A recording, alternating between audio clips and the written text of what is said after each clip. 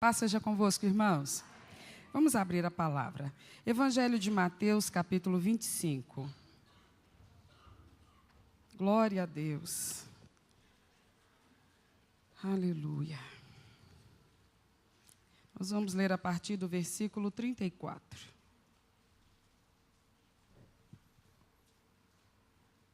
Então dirá o rei aos que estiverem à sua direita: Vinde, benditos de meu Pai, possuí por herança o reino que vos está preparado desde a fundação do mundo. Porque tive fome, e destes-me de comer.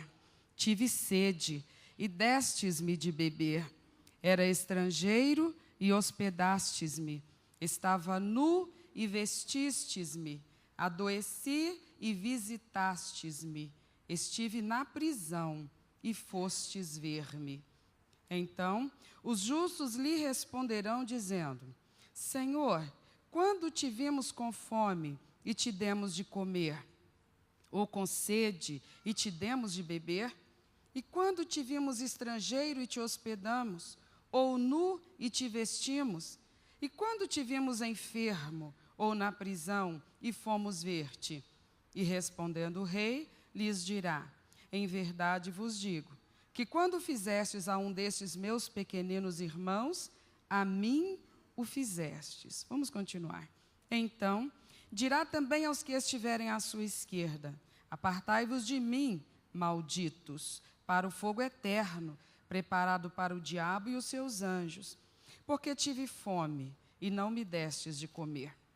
Tive sede, e não me destes de beber. Sendo estrangeiro, não me recolhestes. Estando nu, não me vestistes. E estando enfermo e na prisão, não me visitastes. Então eles também lhe perguntarão, dizendo: Senhor, quando te vimos com fome, ou com sede, ou estrangeiro, ou nu, ou enfermo, ou na prisão, e não te servimos? Então lhes responderá, dizendo: Em verdade vos digo, que quando a um destes pequeninos o não fizestes, não o fizestes a mim. E irão estes para o tormento eterno, mas os justos... Que Deus fale ao nosso coração nessa noite. Feche os seus olhos e ore. Com toda a humildade, expresse diante de Deus o seu desejo de que Ele ministre a palavra, a verdade dEle ao seu entendimento nesta hora. Pode começar a orar. Ore pela palavra, clame pela palavra. O Senhor Deus está nos ouvindo e há de nos atender mais uma vez. Aleluia. Nós engrandecemos Teu santo nome, Senhor.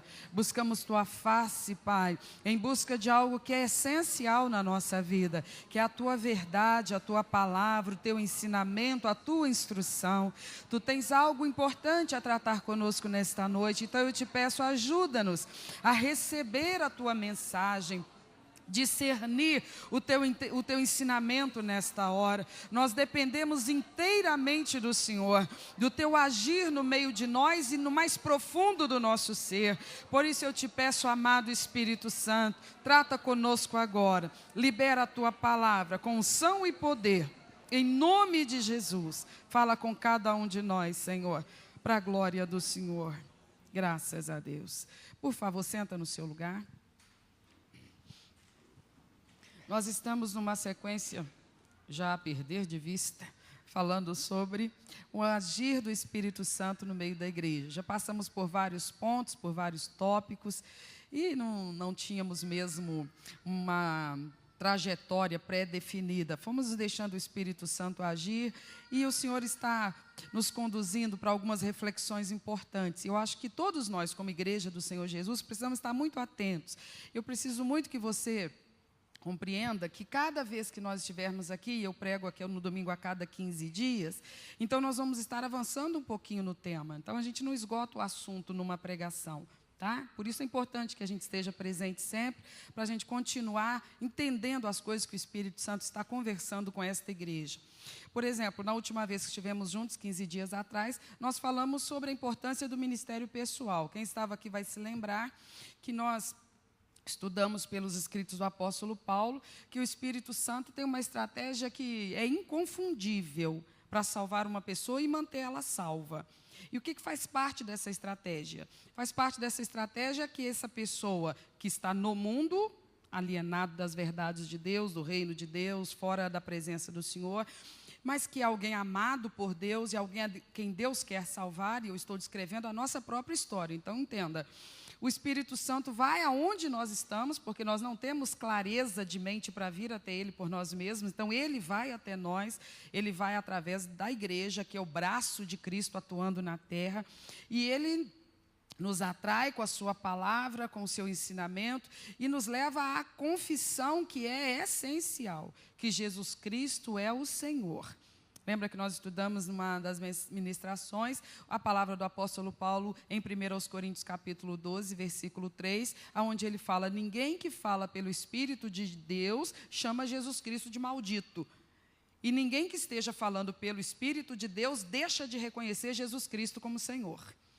Então, isso é essencial. É impossível uma pessoa poder declarar-se, sentir-se e, de fato, estar salva sem identificar Jesus Cristo como o Senhor da sua vida, como o Senhor que Ele realmente é de tudo que existe no universo, mas não só, também como o Senhor da sua vida pessoal, da sua história, dali por diante. Então, essa confissão faz com que ele se torne de fato reconhecido no mundo espiritual como um filho de Deus, porque nas palavras do evangelista está em João capítulo 1, versículo 12, mas a todos quantos o recebem ou o receberam, deu-lhes o poder de serem feitos e chamados filhos de Deus, aos que creem no seu nome. Então, essa confissão de Jesus Cristo como sendo não somente o Senhor de todo o universo, mas também o Senhor do indivíduo, é essencial. Sem esse momento, nós não podemos dizer que nós já estamos alcançados na fé que salva. Nós podemos continuar confessando que temos fé em Jesus Cristo, mas não é uma fé que salva. A fé que salva me leva a confessar Jesus como o Senhor da minha vida e renunciar a qualquer outro nome, porque Ele é único Senhor. Único Senhor. O que nós acabamos de cantar? Único, digno de receber a honra, a glória, todo o poder, todo o louvor, só Ele. Se havia outros nomes da nossa veneração, da nossa adoração, todos nós renunciamos. E isso é alguma coisa que não vai poder mudar ao longo da nossa caminhada com Deus. Nós não vamos poder agregar quaisquer outras divindades. Só Jesus, só Jesus, só Jesus, só Jesus. Porque só Ele é o mediador entre nós e o Pai Todo-Poderoso. Porque o Espírito de Deus que em nossa vida atua é o Espírito de Jesus Cristo. Então, todo o tempo da nossa trajetória como cristãos, tenhamos nós décadas de vida depois da conversão, todo o tempo a nossa confissão não pode mudar. De quem você é servo, a quem você serve, quem é o teu Senhor, um nome só, inconfundivelmente, invariavelmente. Eu só me curvo diante dEle, eu só me prostro diante dEle, eu só reconheço Ele, eu só clamo a Ele, eu só recebo se vier das mãos dEle. Amém, meus irmãos? E então, logo em seguida, o apóstolo Paulo vai nos explicar que, havendo alcançado o perdido e conduzido a essa confissão, que é a fé salvífica, o Espírito Santo sabe que esse cristão, ele vai viver num contexto aqui na Terra de uma sociedade que é contrária à vida cristã, à fé cristã, nem reconhece Jesus Cristo, não admira Ele, não se empolga com Ele e muitas vezes nem respeita quem realmente quer servir a Ele num discipulado bíblico. Então, esse cristão que confessa Jesus Cristo, ele vai começar no seu grande conflito na face da terra. Porque ele vai precisar honrar seu Salvador, vai precisar proclamar as verdades do seu Salvador num mundo, numa sociedade que é antagônica à fé cristã, que rejeita a fé cristã. Mas, ao mesmo tempo, esse cristão entende isso, porque nós também éramos assim. Nós também rejeitávamos e nós também combatíamos. Então, nós entendemos todas as trevas que estão impedindo a pessoa ainda em conversa de ter o mesmo entendimento que nós temos. Nós também não entendíamos assim. Por que hoje nós entendemos? Porque a graça de Deus alcançou nossa vida. E nós não tivemos ouvidos resistentes, não, nós tivemos ouvidos receptivos à ministração da palavra. Alguns de nós demos uma canseira, demoramos, desperdiçamos várias oportunidades, mas glória a Deus, chegou o bendito dia em que nós nos derramamos na presença do Senhor e o recebemos como Senhor da nossa vida. Mas convivemos agora com pessoas que ainda não o fizeram e que resistem em fazê-lo, que elas às vezes até antagonizam assim severamente com a fé cristã, combatem mesmo. Essa é a nossa realidade. Então o apóstolo Paulo nos ensina que ainda que vivamos num contexto tão controverso, num contexto social de tanta força no sentido contrário, não de nos aproximar de Cristo, mas de nos afastar dele, ainda assim nós podemos e precisamos manter a nossa estrutura cristã viva e em crescimento. Por isso o apóstolo Paulo ensina, nós fomos associados ao corpo de Cristo, que é a igreja, e como membros desse corpo, como parte desse corpo, nós temos que continuar vivos e servindo, funcionando. E para isso o Senhor dá a cada cristão alguma habilidade para funcionar como membro do corpo de Cristo. E uma habilidade para funcionar como membro do corpo de Cristo precisa ser um dom espiritual, um talento divinamente concedido, um ministério dado pelo Senhor. E isso Ele concede a todos os cristãos. Por quê? Porque todos somos agregados ao corpo, somos membros do corpo. Não há nenhuma parte do corpo que não precise funcionar. Se alguma parte do corpo não funcionar, essa parte morre e deixa o corpo deficiente.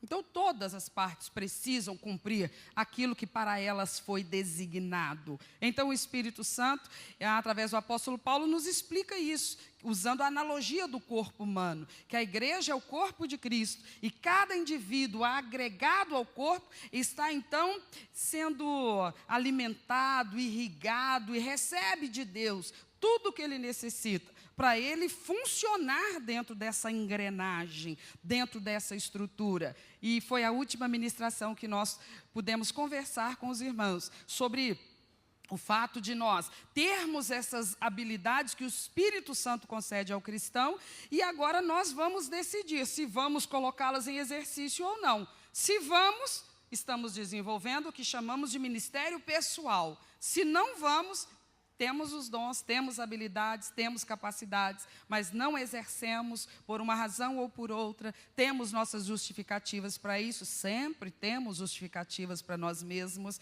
mas o fato é que o resultado será trágico. Nós não vamos crescer, nós não vamos desenvolver, porque estar envolvido com a obra de Deus é essencial para o nosso crescimento, para o nosso desenvolvimento espiritual. Paramos aí.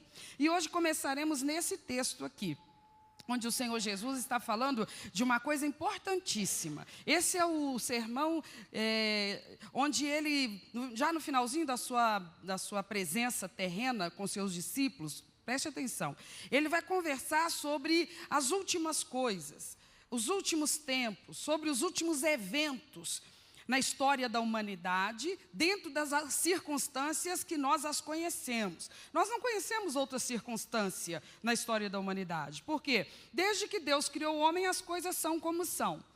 Desde que Deus criou o homem lá no Éden, depois veio a queda, mas as coisas são como são. Os homens são como são, as circunstâncias elas vão sendo alteradas de acordo com as atitudes dos próprios homens, porque toda mudança que ocorre na terra, fomos nós mesmos que as produzimos, tenham sido elas boas ou ruins, mas todas nós mesmos as geramos. E às vezes a gente fica pensando, como é que vai acabar tudo isso? E há quem diga, isso nunca vai acabar. Ou há quem diga, isso é uma situação perene. Mas o Senhor Jesus deixou bem claro que as coisas como elas são nos dias de hoje, como nós as conhecemos, elas vão chegar ao fim. A história da humanidade foi estabelecida na mente divina com um processo completo de começo, duração e fim, conclusão. Então vai chegar a conclusão das coisas como elas são hoje. Vai chegar o tempo de uma transformação para um novo de Deus, absolutamente esplêndido, conforme a Bíblia nos ensina. E o Senhor Jesus, embora não tenha dado detalhes assim muito ricos a respeito dos eventos, mas sobre algumas coisas ele quis falar e falou com muita clareza. Por exemplo, nesse sermão sobre o fim do mundo, eu vou usar essa expressão, que era a expressão que mais impactava quando eu era criança, na escolinha dominical, quando a tia falava de fim do mundo, eu ficava aterrorizada. Eu pensava, meu Deus, como é que vai ser isso? Era pavoroso. Mas, e a gente, naquele tempo, não tinha muita liberdade de expressão para ficar perguntando as coisas na escolinha. Eu digo, né? Parecia um bicho do mato. Então, eu ia embora da escolinha cheia dos meus medos e das minhas dúvidas. Mas depois eu fui vendo que o próprio Jesus Cristo falou bastante sobre esse assunto, o fim do mundo. Falou sobre muitos eventos que vão caracterizar esse fim e muitos eventos que vão acontecer com os indivíduos que estiverem na terra nesse tempo, ou que já tiverem passado pela terra em algum momento, e um desses eventos é o que nós estamos lendo aqui nesse texto. Ele quer contar sobre uma coisa que vai acontecer no fim. Ele quer contar uma coisa que ele sabe que vai acontecer, mas não tinha como a gente saber, porque a gente não tinha chegado no fim ainda. Aqueles discípulos que o ouviram nesse sermão não tinham chegado no fim. Nós, que estamos 2000 anos à frente deles, também não chegamos no fim. Então, são eventos certeiros, certos de que vão acontecer, mas que não tinha como a gente saber. Mas o grande profeta Jesus Cristo contou. E ele, para contar esse evento aqui, ele ilustrou da seguinte maneira. O evento que ele está focando aqui é da maior importância para a nossa reflexão, como cristãos, como discípulos de Jesus Cristo. Ele vai contar esse sermão, nesse sermão, muitas coisas. E nessa porção que a gente está estudando, ele vai falar sobre um momento em que vai haver um encontro do Senhor Jesus Cristo com os seguidores dele na terra. Aqueles que na terra têm o nome, têm o título, têm o rótulo de seguidores de Cristo, de discípulos de Cristo, de cristãos. Olha o que ele está falando. Ele está dizendo que no final das coisas como elas são, no tempo do fim, um dos eventos que vai acontecer é uma chamada aos cristãos, aos servos e seguidores dele na terra, para que eles possam estar recebendo do Senhor uma recompensa. Será um acerto de contas para uma recompensa. Isso nos interessa, né? Bastante. Mas olha o que ele diz. Ele vai contar essa história falando, e o que ele quer focar? Ele quer focar nesse momento que ele vai dar essa descrição, ele quer focar justamente num aspecto a respeito do qual nós cristãos estamos todo santo dia sendo observados e avaliados pelo nosso Senhor. Ele vai contar para eles que naquele tempo do fim vai haver uma reunião dele, o rei, com todos os cristãos, os seus súditos, e ele então vai conversar a respeito de um assunto sobre o qual nós estamos sendo observados e avaliados pelo nosso rei todos os dias, enquanto o mundo não acaba, enquanto a nossa vida não se encerra aqui na terra, todos os dias. O tempo todo, o nosso Senhor nos observando e nos avaliando a respeito disso. Então, diante dele estarão todos quantos carregam o nome de cristãos. Mas, interessantemente, ele está contando a história e começa dizendo assim: naquele dia o rei dividirá essa multidão. Ele colocará uns à sua direita e outros à sua esquerda. Só daí, alguns já poderiam imaginar, mas como assim? Todos não têm nome de cristãos? Por que a divisão? Qual será o critério dessa divisão? Todos reunidos nessa grande, numerosa e impressionante multidão, não tiveram na terra o nome de cristãos, de seguidores de Cristo? Mas ele diz que embora todos inicialmente estejam reunidos diante dele, por carregarem esse nome na terra, ele fará com que haja uma separação, e um grupo irá para a sua direita e o outro para a sua esquerda. O da esquerda receberá uma declaração muito sofrida, muito dolorosa. Mas vamos focar no que ele vai dizer naqueles que estão à sua direita. Essas pessoas estarão sendo agora apresentadas a um veredito. Porque elas talvez não soubessem, mas olha a generosidade de Jesus Cristo. Nós estamos aqui 2000 anos à frente do dia que ele pregou esse sermão, quase 2000 anos. E ele já ali estava alertando, eu estou te dando uma dica a respeito do que você vai ser avaliado. Eu estou te dando uma dica. O que ele está querendo fazer? Ajudar a gente, presta atenção. Nesse aspecto aí você não pode distrair, porque você não vai ficar conjecturando, será que eu vou ser avaliado por isso ou será que não? Ele já está dizendo que estamos sendo. Ele já está deixando claro que nós estamos sendo. O que será que eu vou, vai me surpreender no final, nos últimos acontecimentos? Ele está deixando claro algumas coisas que não precisam me surpreender. Se eu sou um cristão, ele já está me avisando. Existem alguns aspectos a respeito dos quais você já pode ir dando a máxima atenção, porque você já está sendo informado. Que isso vai estar sendo computado na história da sua vida. E isso vai ter peso lá no final, na hora do grande encontro para o acerto de contas. E o que será esse assunto tão importante? Se eu ainda não li o texto, se ele ainda não começou a pregar, ele está reunido com os seus discípulos e ele está fazendo toda essa expectativa. Os discípulos podiam pensar, o que nós vamos estar sendo observados e avaliados, e isso vai ser apresentado no último dia, no julgamento da gente, em alguma reunião de prestação de contas. Qual será o assunto, qual será o aspecto da vida cristã? Vai ver que é santidade. Certamente, porque ele é rigoroso com esse negócio de santidade. Ele exige mesmo que os servos dele, os seguidores dele, não apenas carreguem o nome de cristãos, mas tenham uma conduta tão diferenciada na terra que traga a luz da verdade, da pureza do reino de Deus diante dos olhos das pessoas. Poderia ser esse assunto mesmo. E olha que dentro do Sermão do Monte ele chegou a tocar nesse assunto também. Mas nessa ilustração não é de santidade que ele está falando. Qual será o assunto, então, que ele quer que a gente fique atento para saber e nunca esquecer que a respeito disso nós estamos sendo observados e nós vamos ser avaliados no final da história. Então, não é coisa para se distrair. Será que é sobre a nossa vida de oração? Será que é sobre a nossa vida de consagração, de jejum? Será que é sobre as nossas fidelidades monetárias? Será que é sobre o meu dízimo e minha oferta? Poderia ser qualquer uma dessas coisas, porque todas essas coisas fazem parte da conduta do verdadeiro cristão, das demonstrações que o verdadeiro cristão dá, do seu verdadeiro comprometimento com a causa de Cristo. Todas essas coisas fazem parte. Mas não é de nada disso que ele está falando nesse pedaço do sermão. Não é disso que ele está tratando nessa parte do sermão. E nós vamos refletir hoje sobre exatamente o que ele está tratando dessa parte do sermão. Sabe qual é a coisa sobre a qual ele quis focar aqui e me avisar e avisar você que a respeito dessa coisa nós estamos sendo observados e avaliados e vamos prestar contas um dia para sermos recompensados ou para sermos reprovados diante dele? O assunto, sabe qual é? O assunto são os necessitados e as necessidades das pessoas com as quais nós vamos ter contato durante toda a nossa vida de cristãos.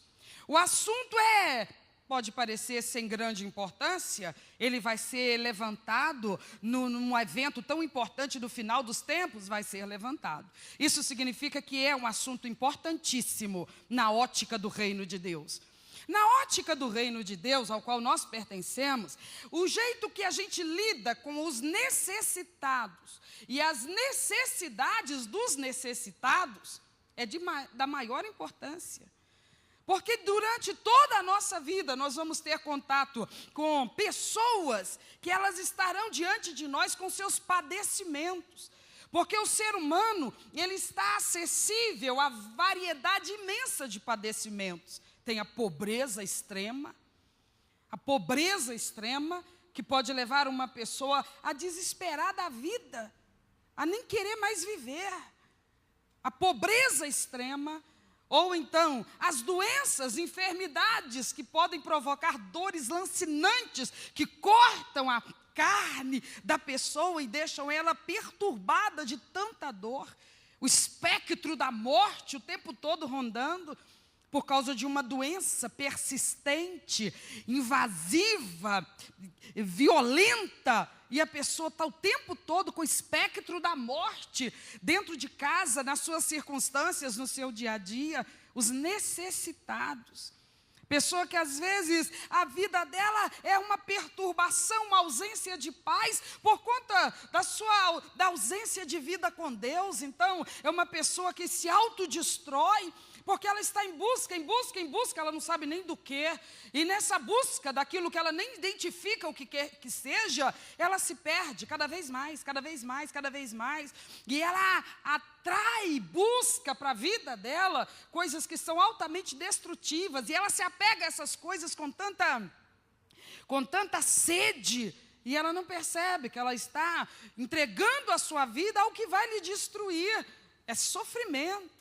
Embora às vezes disfarçado, com muita balada, com muita bebida, com muita farra, mas é sofrimento, é busca, é solidão. O Senhor Jesus está falando dos flagelos que atormentam o ser humano na terra, que fazem a pessoa receber de Deus o dom da vida, o presente da vida, todo santo dia, que ela desperta no seu leito de manhã, mas ela não celebra a vida. Ela não celebra, não tem força para celebrar. Ela perdeu a força para viver mais um dia. Ela olha para aquilo ali e pensa, como assim? Eu não tive a sorte de morrer essa noite. Eu vou ter que enfrentar mais um dia. Talvez o que eu estou te descrevendo parece caricatura, parece exagero, mas você não queira saber quantos no meio da multidão estão exatamente nesse tipo de flagelo que eu estou descrevendo para você. Pessoas que estão tão sufocadas nas suas circunstâncias de privações, de perdas, de dores, sem perspectivas, sabe, sentindo-se sempre tão inapropriadas para tudo e para qualquer coisa. Pessoas que estão tão esmagadas pela história de vida que tiveram, que por vezes foi culpa das suas escolhas mal feitas, ou por vezes foi por culpa da maldade de terceiros, que trouxe para elas marcas que elas não conseguem tratar, curar, se libertar, superar. Tudo isso que causa o flagelo da alma humana, que você sabe que foi exatamente o que acessou o coração do Pai, fazendo com que Ele, na sua graça infinita, se desprendesse do seu bem maior, que era o seu único filho, e o enviasse à terra para socorrer os necessitados, porque Ele veio salvar a alma eterna de pecadores que estavam perdidos. Mas não só isso, Ele também veio trazer socorro aos pobres, Ele veio trazer paz ao aflito, Ele veio trazer esperança ao que estava desalentado. Você sabe disso? Que a generosidade dEle, a caridade dEle, a bondade dEle foi além de garantir o bem-estar pós-morte. Ele também se preocupou com a vida anterior à morte, com a existência física, com a existência terrena. Muitas vezes Ele olhava uma pessoa e o sofrimento daquela pessoa lhe tocava de uma tal maneira que Ele lhe acudia sem ela pedir. Você consegue lembrar, por exemplo, quando Ele vai entrar numa cidade com a sua comitiva barulhenta, festiva, e no sentido contrário, saindo da cidade vinha uma outra multidão, uma outra comitiva, com uma postura totalmente contrária. Aquela multidão vinha cabisbaixa, aquela multidão vinha chorosa, lamentando, angustiada, porque carregavam um caixão, e no caixão um moço vivendo os primeiros anos da sua vida, um moço que podia ainda desfrutar de décadas de vida na terra, e mais ainda, esse moço era o filho único de uma mulher que já não tinha mais ninguém, porque o seu outro parente também já tinha sido sepultado, que era o seu marido. Ela era uma viúva, mãe de um único filho, já havia sepultado seu marido e agora saía da cidade, com aquela comitiva que ia com ela para sepultar o seu filho, que não se sabe nem do que o rapaz morreu. E aquela mãe nem pediu para Jesus fazer alguma coisa. Ninguém naquela multidão acessou Jesus Cristo e falou: que providência divina te trouxe aqui agora, justamente agora, e o Senhor pode fazer um milagre, e o Senhor pode fazer a vida voltar ao corpo desse moço, e o Senhor pode, num ato, numa palavra, tirar toda a agonia que está judiando da alma dessa mulher. Ninguém pediu. Pediu? Você conhece a Bíblia, você leu esse texto, já ouviu pregação sobre isso tantas vezes. Ninguém pediu. Mas havia alguma coisa na essência de Jesus Cristo que não conseguia ver um necessitado ao alcance das suas mãos, que ele não pudesse oferecer socorro, oferecer alívio. Ele não conseguia ser insensível ao sofrimento de um ser humano. Ele não conseguia simplesmente não se compadecer, porque Deus é amor. E o amor sente, o amor sensibiliza, o amor se compadece, o amor, ele procura formas de aliviar o fardo, de aliviar o sofrimento, ainda que nós, não sendo todo-poderoso como Jesus Cristo é, nós não podemos, na maioria das vezes, resolver a labuta da pessoa, mas nós podemos demonstrar a compaixão, a misericórdia. No texto que nós estamos estudando nessa noite, é exatamente disso que Jesus está falando. Ele está dizendo: ouçam com atenção, eu lhes conto o que está por acontecer e vai ser no tempo do fim. Uma reunião de prestação de contas. E qual será a situação a respeito da qual vocês serão cobrados? E vocês serão recompensados ou reprovados? É justamente como que você lida, qual é a sua resposta ao flagelo do teu próximo? Qual é a tua sensibilidade diante do flagelo do teu próximo? Como é que de verdade a sua alma reage a isso? Ou não reage? Reage. Até que ponto? Eu lamento. Só isso? Ou a nossa alma é a alma de alguém que recebeu o amor de Deus? Paulo escreve aos Coríntios, ele diz: o amor de Deus está derramado nos nossos corações. Amor que agora nós temos por Ele, porque João vai dizer lá na epístola, nós o amamos porque Ele nos amou primeiro.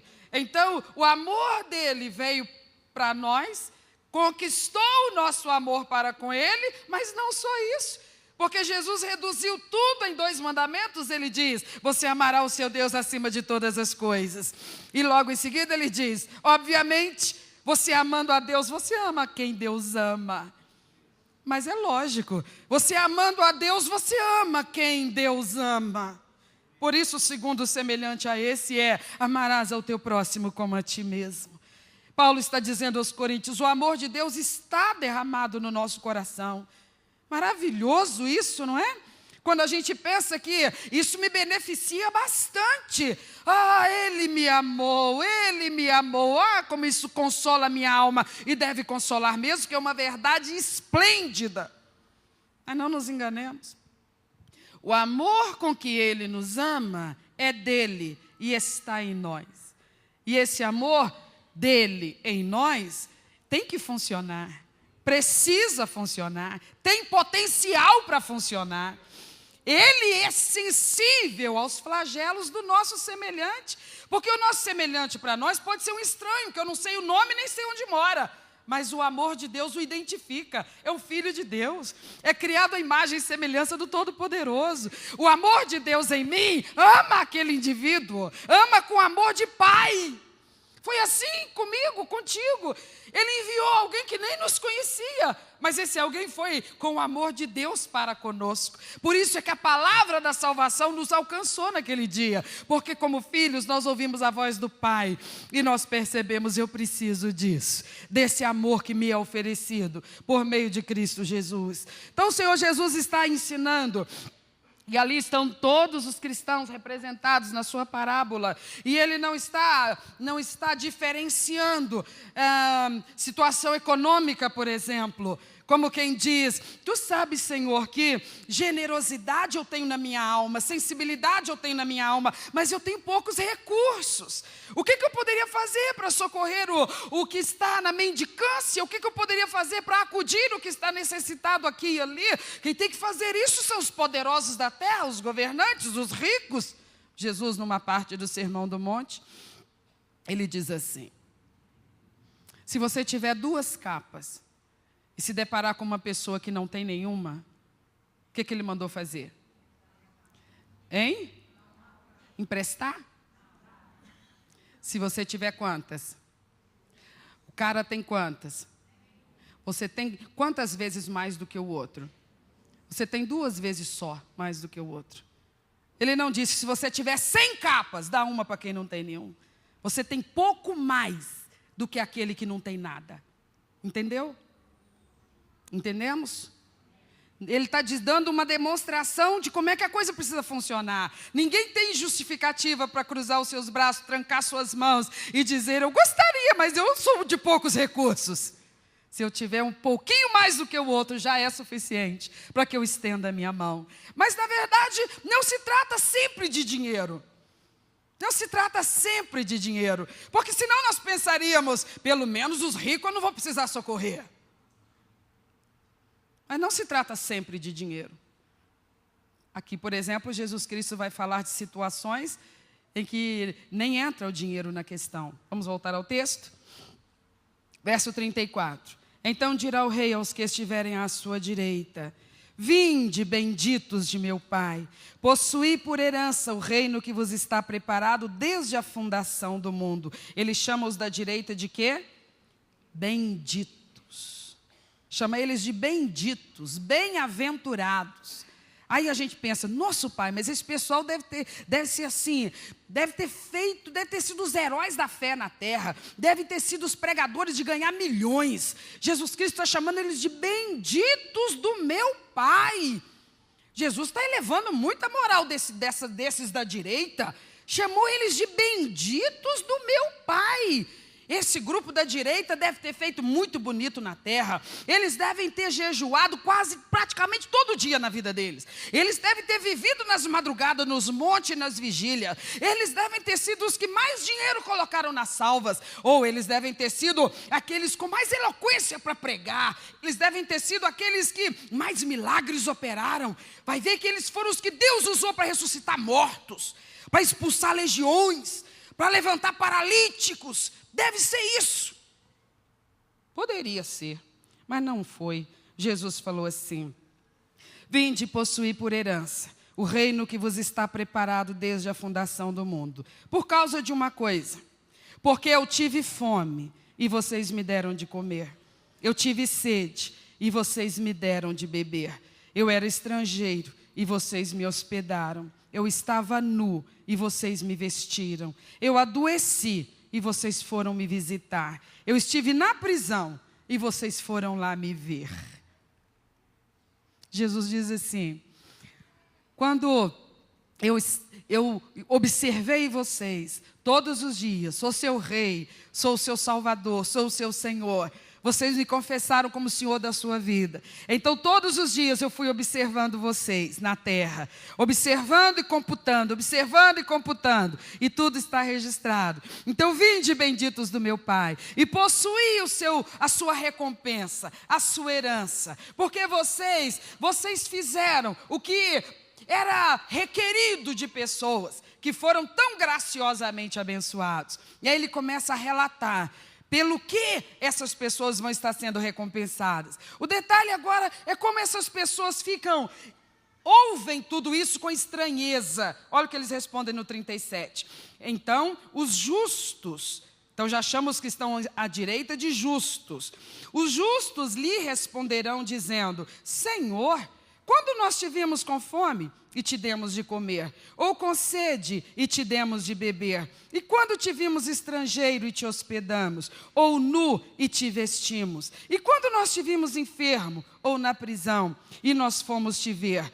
E respondendo o rei lhes dirá: em verdade eu vos digo, que quando fizestes a um destes meus pequeninos irmãos, a mim o fizestes. Olha que coisa maravilhosa. Ele está dizendo: vinde benditos do meu Pai, aos que estão à direita. Entra e possui por herança o reino que vos está preparado desde a fundação do mundo. Por que, Senhor, que eles vão receber essa glória, essa exaltação assim? O Senhor os elogiando dessa maneira, pelo seguinte: eu tive fome e vocês me deram de comer. Tive sede e vocês me deram de beber. Eu estive nu e vocês me vestiram. Eu era estrangeiro e vocês me hospedaram. Eu adoeci e vocês foram me visitar. Eu fui preso e vocês foram lá me ver. Aqueles justos, diz Jesus na parábola, eles ficam assim meio atordoados, ouvindo o que Jesus está dizendo. Eles obviamente estão gostando do início da conversa. Jesus divide aquela multidão em dois grupos. E eles estão à direita, e assim meio sem saber o porquê daquilo. E aí então o mestre se vira para os que estão à sua direita. E o mestre começa falando uma coisa que todo ouvido gostaria de ouvir. Ele diz assim: vocês são benditos do meu Pai. Vocês agora vão possuir o reino. Vocês agora vão tomar posse da herança. Vocês vão tomar posse da recompensa. Já estava ótimo, mas Jesus aí fala uma coisa que deixa eles confusos. Jesus diz: eu estava assim, vocês fizeram isso, eu estava assim, vocês fizeram aquilo. Aí eles ficam confusos e eles pensam: ele só pode ter nos confundido com outras pessoas. Deve estar acontecendo algum problema aí nos registros celestiais. Deu pane aí no sistema. Ele está nos confundindo com outras pessoas, só pode. E aí alguém vira para ele e fala: mestre, rei, senhor, nós não fizemos isso. Para o Senhor, não. Para o Senhor, não. Eles não discutem que não tivessem feito para alguém. E nem podem discutir, porque o rei não mente. Então, sem dúvida, eles haviam dado de comer a algum faminto, dado de beber a algum sedento. Sem dúvida, eles tinham prestado assistência a algum preso, a algum adoentado. Sem dúvida, eles tinham praticado todos esses atos de misericórdia e de socorro para com o próximo. Porque nisso aí não há controvérsia. A controvérsia que eles levantam é: não foi ao Senhor, nós nunca fizemos isso para o Senhor. Nós nunca fomos te ver na prisão, ora. Nós nunca fomos te visitar doente tu. Nós nunca fomos te visitar enfermo. Nós nunca lhe oferecemos de presente um par de roupas novas e limpas para o Senhor se vestir, se cobrir. Nós de verdade nunca te hospedamos na nossa casa. Para o Senhor nós nunca fizemos isso. Nós poderíamos até lembrar de quantas vezes nós tenhamos feito para tantas quantas pessoas, mas para o Senhor tem algum problema aí, a informação não está batendo. Porque para o Senhor, quando que nós fizemos isso? Ao Senhor. E Jesus lhes esclarece: toda vez, cada vez, e toda vez que você socorreu um dos meus pequeninos, eu recebi como se fosse para mim. Cada vez que você se compadeceu de um pobre, que você cedeu do seu tempo para ir fazer companhia a um doente. Porque ele não falou que eles tinham o dom de cura e foram ao doente curar o doente. Ele não falou que eles curaram o doente. Ele falou: vocês foram ver o doente. Vocês foram fazer companhia para o doente. Vocês foram ser boca de Deus para consolar o preso. Vocês não resolveram definitivamente o problema de nenhum deles. Nesse momento, não houve a manifestação de nenhum poderoso dom do Espírito Santo na vida de vocês. Vocês não falaram em línguas, vocês não profetizaram, vocês não operaram maravilhas, vocês não operaram milagres, vocês não curaram, vocês não ressuscitaram nenhum morto, vocês não transformaram uma situação trágica em uma situação festiva. Na verdade, o ato de vocês, o comportamento de vocês não alterou as circunstâncias físicas, sociais das pessoas que vocês acudiram. Mas vocês levaram alguma coisa. Quando vocês foram na direção do necessitado, vocês podem não ter mudado as circunstâncias deles para sempre, mas vocês deixaram que o amor do Pai tocasse a vida deles através das mãos de vocês. E isso é requerido de vocês, porque o amor do Pai está em vocês. não apenas para o seu conforto e desfrute. Mas o amor do Pai precisa tocar outras vidas. Vidas que estão gemendo, sofrendo, vidas que estão flageladas, solitárias, precisando desse antídoto, desse bálsamo, que devolve a alegria de viver, que devolve a força para viver. E ele disse, não, vocês não fizeram a mim, mas quando vocês fizeram a um dos meus pequeninos, eu recebi como se vocês tivessem feito a mim. O que você acha disso, igreja? Jesus começa dizendo, é o relato, é o ensinamento, é o sermão, é a informação do que está para acontecer nos últimos tempos. Então vocês já estão sendo alertados. Você tem nome de cristão? Você tem nome de que Cristo é Senhor da sua vida? Maravilhoso. Coisas precisam acontecer então. Primeiro, você vai ser agregado ao corpo. Como parte do corpo, você vai receber poderes sobrenaturais para fazer a obra de Deus. São dons do Espírito Santo, são habilidades que o Espírito Santo dá, são talentos que o Espírito Santo dá, são ministérios que o Espírito Santo dá. Não deixe isso tudo paralisado, enterrado, infrutífero. Exerça teu ministério pessoal, arregace as mangas e trabalhe na obra do Senhor. Prega a palavra, seja um evangelista, seja um mestre, seja uma pessoa útil na casa do Senhor. Mas também há essa outra questão que não depende de um dom espiritual, é um dever cristão. Aqui Jesus está falando não da produtividade de um dom, de um talento, de um ministério. Ele está falando de um serviço, que é um dever de todo cristão. Se sensibilizar, se importar com a miséria alheia, com a necessidade alheia, com o sofrimento do seu próximo. É alguma coisa que o Senhor Jesus dá tanto valor, mas tanto valor que Ele diz, quando você fizer isso para alguém, Ele recebe como sendo para Ele mesmo. E Ele não deixa nada fora dos registros celestiais. Tudo será computado e a tua recompensa será dada. Não houve manifestação miraculosa nenhuma em nenhum desses exemplos que ele deu. Ele não diz, você vai ser recompensado, entra no gozo do teu Senhor, toma posse da herança preparada para tu, porque o doente estava lá, e como tu tem o dom de cura, tu foi lá e o Espírito te conduziu, e naquele momento o doente foi curado. Não. Nesse caso aqui, a pessoa que foi visitar o doente não tinha o dom de cura. Ela não foi lá para curar o doente. Ela não foi lá, não era esse o propósito de Deus para a vida dela. O que eu vou fazer no hospital, onde tem doente? Eu não tenho dom de cura.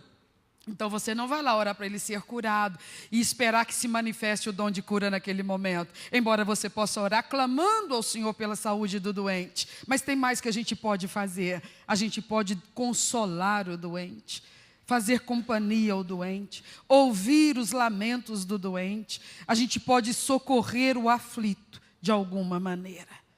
Eu quero finalizar lendo com você um outro texto. Primeira carta de Paulo aos Coríntios. Nós vamos começar lendo o último versículo do capítulo 12. E depois nós vamos ler os 3 primeiros versículos do capítulo 13.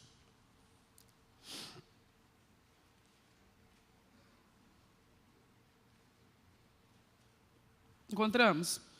1 aos Coríntios 12, 31. Portanto, procurai com zelo os melhores dons, e eu vos mostrarei um caminho ainda mais excelente. Aí no capítulo 13 ele começa assim. Ainda que eu falasse as línguas dos homens e dos anjos, e eu não tivesse amor, eu seria como metal que soa, ou como sino que tine. E ainda que eu tivesse o dom de profecia, conhecesse todos os mistérios, toda a ciência, e ainda que eu tivesse a fé, de maneira tal que eu transportasse os montes, mas eu não tivesse amor, nada seria. E ainda que eu distribuísse toda a minha fortuna para o sustento dos pobres, e ainda que eu entregasse o meu corpo para ser queimado, Se eu não tivesse amor, nada disso aproveitaria para quem? Como é que termina ali? Nada disso me aproveitaria. Essa palavra precisa ecoar na nossa mente, no nosso coração. Olha como ele finaliza o capítulo 12. Nós estudamos o capítulo 12 algumas vezes aqui. É onde Paulo relaciona os dons do Espírito Santo, a habilidade que ele vai nos dar para o serviço na obra do Senhor, para executarmos as obras de Deus, alcançarmos o mundo e alcançarmos servos para o Senhor Jesus. Isso tudo é de maior importância.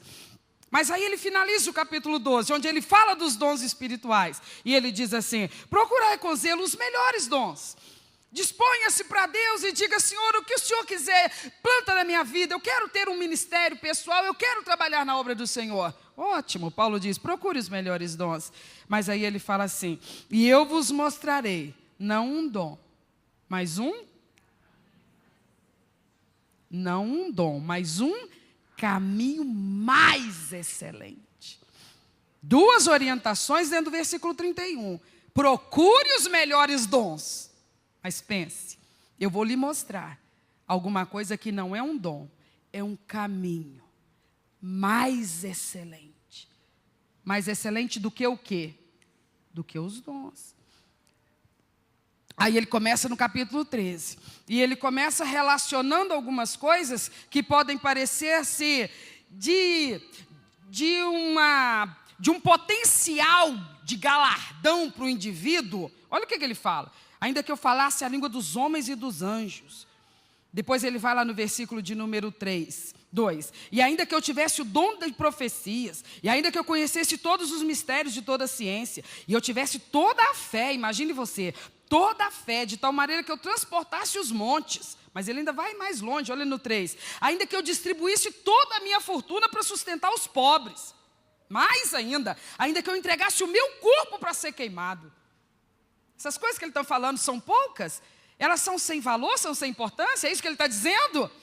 Ele está dizendo, se eu falasse em línguas, se eu tivesse o dom de profecias, mais ainda, se eu tivesse o dom de operação de milagres, eu tivesse o dom do conhecimento, eu tivesse o discernimento de todas as ciências de Deus, os mistérios de Deus, e eu tivesse eloquência para falar sobre eles, e ainda que eu tivesse o dom da fé, aquela fé assim sobrenatural, que através de mim montanhas mudassem de lugar, ainda que eu fosse aquela pessoa que eu te fosse abastada financeiramente, mas eu desprendo disso tudo, desapego disso tudo, e eu entrego todos os meus bens para sustentar os pobres e os necessitados. Não, ainda tem mais coisas que eu poderia fazer. Olha, quer saber de uma coisa? Se eu ver uma pessoa que está com a sentença de morte em cima dela, eu digo, não, eu morro no lugar dela. Paulo está dizendo, ainda que eu seja essa pessoa, com todas essas coisas, o que vai acontecer? A profecia, as línguas, as manifestações espetaculares do poder de Deus, de transportar montanhas, de curar, os dons de cura, os dons de fé, e se eu tiver recursos para poder oferecer para socorrer o pobre, e se eu for tão abnegado ao ponto de abrir mão da minha vida física e preferir eu morrer no lugar do outro, e o indivíduo está com a arma apontada para a cabeça de alguém que eu nem sei quem que é, nunca vi mais gordo, mas eu estou vendo que essa pessoa está à beira da morte, e eu digo, não, eu morro no lugar dela, e eu entro na frente daquela arma para eu morrer no lugar daquela pessoa. Eu vou de fato salvar a vida dessa pessoa. O meu dinheiro que eu doar para os pobres vai realmente encher a barriguinha dos famintos e dos necessitados. Não, Paulo não está dizendo que isso não vai funcionar para quem está recebendo. As profecias, elas serão de Deus, elas vão abençoar aqueles a quem forem dirigidas. E as manifestações de poder, elas vão favorecer as pessoas que de fato forem socorridas pelas manifestações de poder. Os dons vão operar e os dons vão fluir. E os dons e as manifestações vão socorrer os necessitados nas suas necessidades. A minha vida será útil nesse sentido. A única coisa que Paulo está dizendo é que, ainda que tudo isso flua da minha vida para o meu próximo, mas se não for pelo genuíno amor, para mim, isso não vai trazer recompensa no último dia. Terá favorecido quem eu pude favorecer. O resultado na vida do outro vai acontecer. Porque a obra de Deus, quem garante é o próprio Deus. Mas ele está dizendo, eu não serei recompensado. O que o Senhor está me dizendo então? Senhor, eu estou pregando o Evangelho há mais de 30 anos. Eu não sei quantas vidas, pela tua misericórdia, pela minha pregação, pessoas já chegaram aos pés do Senhor. E através delas, outras chegaram. Então, se tem esse negócio de mãe na fé, eu devo ter bisneto, tataraneto e por aí afora. Mas Ele pode estar dizendo para mim nessa noite, todos eles estão abençoados, mas não foi você, foi a mensagem que fluiu da sua boca. Então, o mérito não é seu. Não há recompensa para você nisso. Sabe por quê? Porque o que iria qualificar o seu trabalho ao ponto de te recompensar naquele último dia, seria se você tivesse, de verdade, o amor de Cristo por cada uma dessas pessoas. Senhor, tu sabes, eu sou uma pessoa caridosíssima, eu estendo a minha mão ao pobre, sopa para os moradores de rua, eu levo, Senhor, cobertores para os moradores de rua. Ele vai me dizer, e realmente, aquela sopa aquece a vida deles, alimenta a vida deles, e o cobertor realmente dá um conforto para que eles possam dormir estando ao relento. Eles foram grandemente beneficiados. Não estou dizendo que não valeu, que não funcionou. Eu estou te dizendo, meu servo, que o seu trabalho não terá a recompensa que poderia ter, porque você deu tudo, só não deu o teu coração para o teu próximo. É difícil lidar com gente, Jesus. É muito difícil lidar com ser humano, Jesus. Está cada vez mais difícil lidar com ser humano, Jesus. Nós temos que nos preservar, nós temos que nos proteger. O que hoje é seu amigo, amanhã te tampa uma pedra. O senhor viu. O senhor mesmo passou por isso. Amigo chegado, comia do teu prato. O que ele fez contigo no final? O senhor pensa bem, a gente fica muito exposto. Então, ajudar e se recolher, de qualquer forma, eu estou socorrendo. Não funciona, não é assim. Se você não der o seu coração, se você não fizer de todo o seu coração, Ele sabe.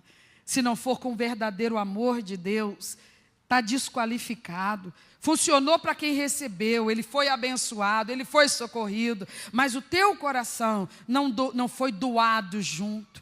Você não estava de verdade cuidando de um filho amado, do teu rei, do teu salvador. Coisa severa que ele está falando conosco nessa noite, não é? E eu finalizo lendo outro texto do apóstolo Paulo, aqui em Coríntios mesmo, capítulo 3. 1 Coríntios 3, do 12 ao 14, Paulo está falando também desse final, desse momento do acerto de contas, e ele diz assim no versículo 12 do capítulo 3, e se alguém, sobre este fundamento, formar um edifício de ouro, prata, pedras preciosas, madeira, feno, palha, a obra de cada um se manifestará. Na verdade, o dia a declarará, porque pelo fogo será descoberta, e o fogo provará qual seja a obra de cada um. Se a obra que alguém edificou nessa parte permanecer, esse receberá. Paulo está falando do mesmo evento. Paulo está falando da mesma coisa que Jesus está falando em Mateus 24.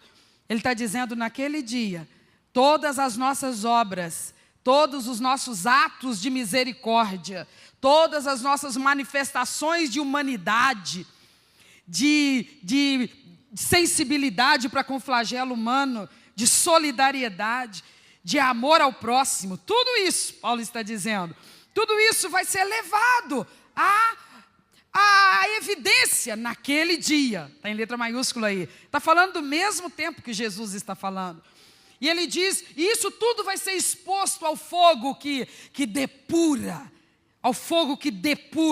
consome impurezas, e torna cada vez mais puro e qualificado aquilo que de verdade tem valor. Então ele diz, a obra de alguns, ela será como prata, ouro ou pedras preciosas.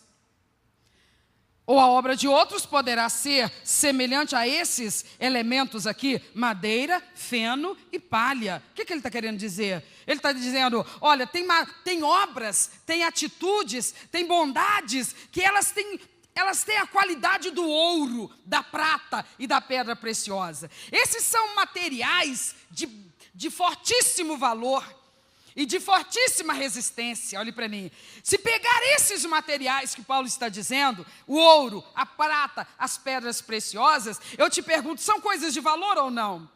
São coisas de muito valor. E se eu pegar essas coisas e deixá-las numa fornalha, ali no meio das chamas, eu vou deixar ali por um momento e vou retirar.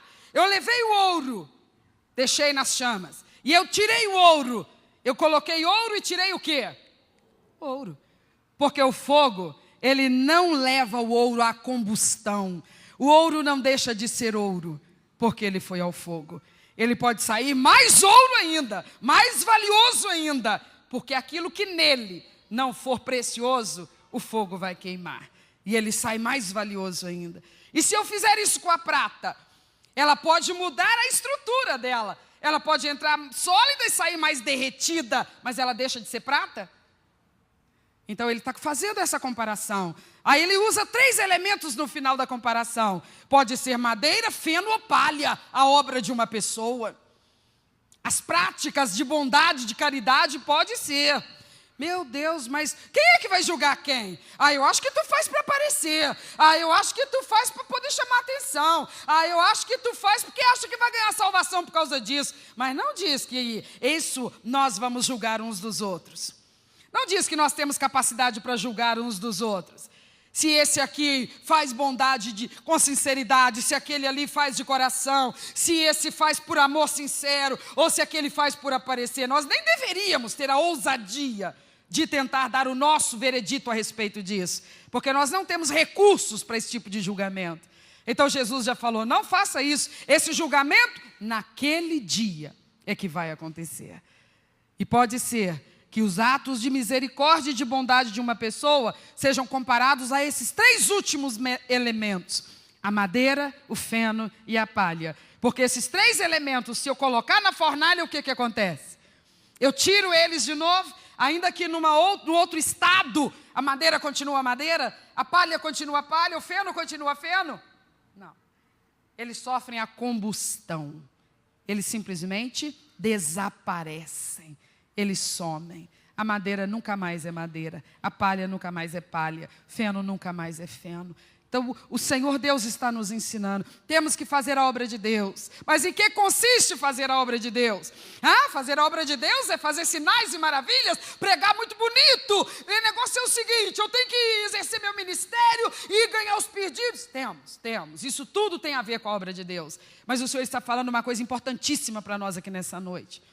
Tudo isso vai alcançar os perdidos e abençoá-los, porque é a glória de Deus, através do poder do Espírito Santo, alcançando os corações. Mas, para mim, isso não me recompensará em nada, a não ser que tudo o que eu fizer seja realmente levando em consideração o valor daquela alma aos olhos do meu Senhor. Se eu estender a minha mão, seja para uma coisa muito importante, ou seja, para uma mínima coisa, mas se eu estender a mão ao meu próximo, lembrando que o meu rei está vendo, está recebendo, como sendo para ele mesmo, então eu vou fazer de todo o meu coração, sem discriminação. O que você acha que Jesus quer que eu faça? Se eu encontrar uma pessoa travestida, é um homem, mas ele não quer ser homem. Então ele se traveste, ele bota roupas de mulher. E ele está na sociedade, ele está no direito dele ou não está? Ele está no direito dele. Biblicamente ele está correto ou não está? Ele não está correto. Mas ele é uma pessoa que expôs diante da sociedade o seu compromisso de obedecer à Bíblia? Quem expôs esse compromisso na sociedade? Eu e você. Então quem não pode se travestir? Eu e você. Nós não podemos. Podemos? Por quê? Por causa da palavra. Nós não podemos. Eles não deveriam, mas eles não assumiram o compromisso que nós assumimos. Isso tem que ser cobrado de quem? De nós. Nós cobramos as pessoas erradas. Então, se eu vejo essa pessoa agindo dessa maneira, eu devo discriminá-la, eu devo humilhá-la, eu devo expô-la, eu devo rejeitá-la, desprezá-la, sentir nojo dela. O que você acha que Jesus sentiria para com essa pessoa? Fala de verdade, qual que você acha que é o sentimento de Jesus? É nojo? Fala a verdade, você conhece teu rei, você acha que Jesus tem nojo dessa pessoa? Hein? Jamais. Jamais. Porque nós podemos nunca ter cometido esses atos pecaminosos, mas nós tivemos os nossos pecados, e Ele não lidou conosco com nojo. Meu Deus, muda esse Brasil, coloca um presidente que resolve. Não é governo, são valores. É o Evangelho que transforma o homem. Mas nós estamos falando na cabeça desse nosso amado povo brasileiro. Nós estamos pregando em todas as ruas e vilas e bairros e capitais, grandes centros, pequenos centros. O Evangelho está em quase todas as esquinas desse Brasil. Mas é uma nação cristã? É uma nação rendida à Bíblia? É uma nação que pelo menos honra, respeita, tem orgulho de ter no seu solo os pés de homens e mulheres que são servos de Deus? Não. Sabe por quê? É o diabo que usa esse povo para nos perseguir. Nem sempre. Muitas vezes nós estamos terrivelmente falhos com a nossa sociedade. Muitas vezes nós vamos ver segmentos outros da sociedade que nem conhecem a palavra, não conhecem Jesus, não amam Jesus, mas eles amam os filhos de Jesus. Eles são caridosos, generosos, e eles prestam socorro a pessoas que nós deveríamos estar socorrendo. Pessoas que nós deveríamos estar indo dar demonstrações do amor de Deus. Nós queremos falar e falar na cabeça do nosso povo, e que eles venham aos montes para a igreja, e temos que falar mesmo, porque Jesus falou que nós não podemos nos calar. Mas uma das maneiras mais importantes de nós anunciarmos o Evangelho é com atos de misericórdia. Nós temos que ser evangelistas, que não apenas pregamos falando, mas pregamos agindo, abaixando um pouco a nossa crista, porque muitas vezes o crente se torna arrogante, ele apresenta na sociedade um ar de superioridade. Somos tão limpinhos, tão corretinhos, né? Nós somos tão melhorzinhos.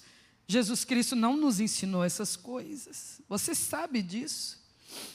Santo Filho de Deus, Ele andou por essas terras, e ele sentou-se com todos que foram pessoas que lhe deram alguns segundos de atenção, e embora não aprovasse a conduta incorreta delas, Ele nunca tratou ninguém com desprezo. Eu não estou concordando com a homossexualidade de um homossexual, quando eu trato ele com dignidade. Alguém me entendeu? Eu não sou juiz na vida dele, eu sou uma atalaia de Cristo na vida dele. Eu preciso dizer para ele: Jesus ama você. Jesus tem você na mira dele para salvar você, para transformar você. Jesus Cristo anseia por um momento da sua atenção, e Ele vai te dizer que quando o poder dele cair sobre a sua vida, você vai ser a pessoa que você merece ser, livre e liberto. Mas e se eu chegar lá e disser essas coisas todas para aquele que está na prática da homossexualidade? E ele se voltar para mim e falar: mas a homossexualidade é o único pecado que Jesus condena nas práticas sexuais? E o que a senhora me fala do adultério? Eu vou dizer: Jesus condena também, meu filho. Talvez ele diga para mim: então eu não vou procurar a igreja, porque eu ouvi dizer que no meio dos crentes também acontece muito isso. Se ele me disser isso, ele está sendo desaforado ou ele está falando uma verdade? Jesus Cristo, na sua oração sacerdotal, ele falou uma coisa extraordinária, 17, 19 do Evangelho de João. Está a oração sacerdotal, é a última oração que ele faz, pelo menos registrada, antes de ser capturado para ser morto. E ele está orando pela igreja, está orando pelos discípulos que ali representam a cristandade que dali por diante se organizaria. E ele diz: Pai, por amor deles eu me santifico. Que ousadia que Deus me livre e guarde. Mas você imagina se eu fosse esse crente que brincasse com a palavra de Deus desse jeito, brincasse com o pecado, brincasse com a imoralidade, com o mundanismo, mas continuasse carregando o nome de crente e continuasse pregando o Evangelho, mas sem temor de Deus nem nada, e eu tivesse a ousadia de orar e dizer: oh meu Deus, me usa para ganhar almas. Deus ia dizer: mas como assim? Você quer ser um ganhador de almas? Não, se você quer ser, é isso mesmo que você deveria querer ser. Mas isso tem um preço. Você, antes de levar uma palavra, você tem que levar um exemplo de vida para eles. A nossa nação está exigindo de nós um exemplo de vida de crentes. E eles estão errados? Ora, nós estamos nos apresentando como quem vai indicar o caminho da salvação para eles. Como se parece que nem nós o encontramos ainda? Se a nossa vida estiver toda embrulhada em coisas que estão fora da palavra do Senhor. Então, Deus, eu quero mostrar para o Senhor, todos os dias nessa terra, que eu amo o meu próximo. É isso que o Senhor requer de mim, isso vai contar muito no final para mim, isso será importantíssimo. O Senhor quer que eu entenda aqui nessa noite que é impossível que não haja um necessitado perto de mim. É verdade. É impossível que não haja alguém a quem eu possa socorrer, de alguma forma. E o Senhor está dizendo para mim que o Senhor não admite que eu simplesmente seja omissa, que eu não me disponha a aliviar o sofrimento do meu próximo, dentro daquilo que está no meu alcance, e que isso seja uma demonstração do teu amor para com ele. Então, eu entendi que os dons que o Senhor me conceder têm a finalidade de me manter vivo, de não deixar eu morrer como um crente, de eu crescer espiritualmente, mas não é só comigo que o Senhor está preocupado. Eu não sou, sabe, a preciosidade que o Senhor está focando única e exclusivamente. O Senhor ama mais gente além de mim. O Senhor ama mais pessoas além de nós. Tem muitos profundamente amados pelo Pai, que ainda estão lá fora. E Ele quer saber quem se importa. Mas, Senhor, eu estou aqui em oração, Tu sabes, eu sou de oração, eu não deixo de orar, eu busco em oração, eu quero que o Senhor me abençoe, que o Senhor abençoe meu casamento, que o Senhor abençoe meus filhos, que o Senhor abençoe minha saúde, que o Senhor abençoe meu salário, o Senhor abençoe isso também, aquilo também, o Senhor me abençoe, vai me abençoando. Qual o problema pedir bênçãos para mim? Nenhum. O problema é eu pedir só para mim. O problema é eu só olhar o meu próprio umbigo.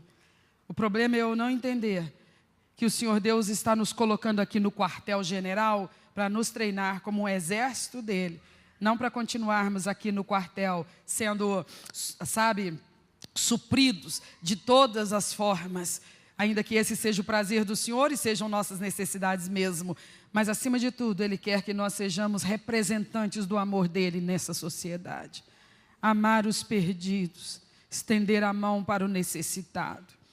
Meu vizinho está doente. Bem que depois de eu ouvir essa palavra, eu vou ter que ir lá visitar ele. Mas o meu vizinho é um macumbeiro. O que você me diz? Vou ou não vou?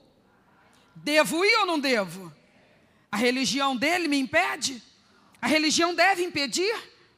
Claro que não. Jesus falou assim, o teu próximo é quem está perto de você. Senhor, eu quero muito que o Senhor esteja ajudando lá na África. Sim, ore sempre pela África. E faça o que for possível no seu alcance para abençoar o povo que está na África. Mas não descanse imaginando que já fez o que precisava ser feito. Tem gente perto de nós, muito mais perto do que os que estão lá no outro continente. E nós podemos ajudar. Fica de pé. Meu Deus, mas o que tem de espiritual nisso? Eu vou ir visitar o doente, eu nem tenho o dom de cura, eu nem vou deixar ele curado depois que eu sair de lá. Eu só vou visitar ele, o que isso vai adiantar em alguma coisa? Acredite no teu rei, ele diz que isso pode fazer toda a diferença. Amém, meus irmãos?